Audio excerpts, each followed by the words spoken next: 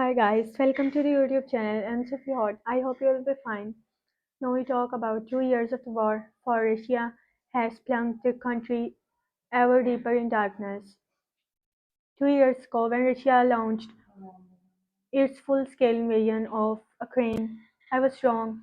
The many long-time observers of the Kremlin who got it wrong.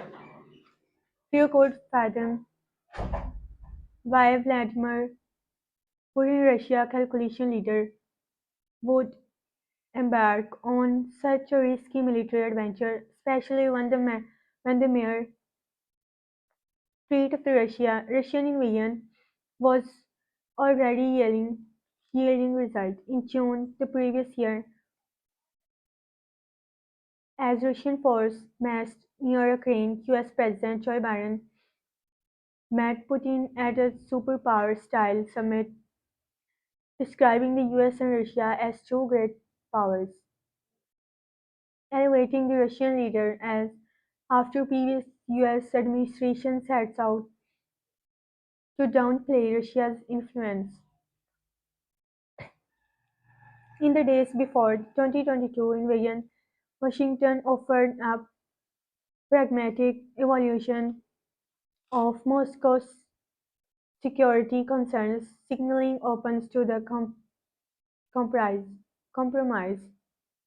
Pitching Russian force against one of the region's biggest standing armies seemed unpractically reckless and therefore unlikely.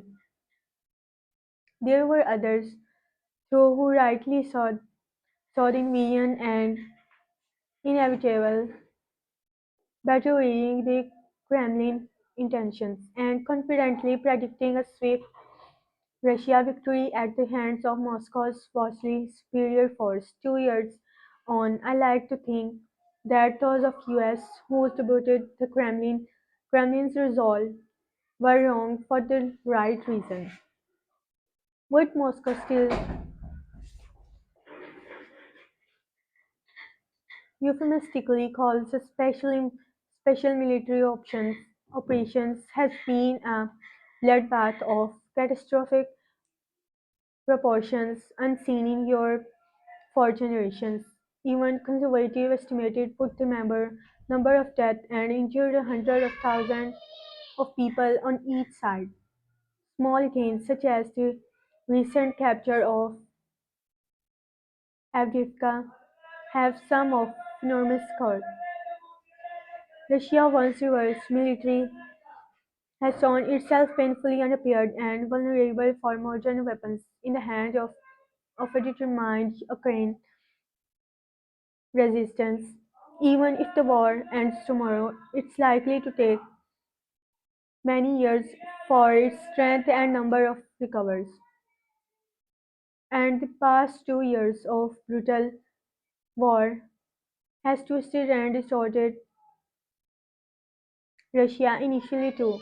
Hundreds of thousands of its citizens has filed abroad to avoid the conscription's restrictions with the way the war was being fought proved an armed uprising which constituting Wagner marched on Moscow posing an unprecedented challenge to the Kremlin authority. International disdain has made Russia the most heavily sanctioned country in the world. Even President Putin has been indicted for war crimes at the Hague. And now Putin's most vocal critic, Alex Navalny, is dead, amid a further crackdown on dissent.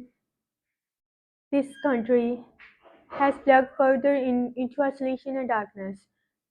Take a longer view, and direction of travel seems tragically clear. It was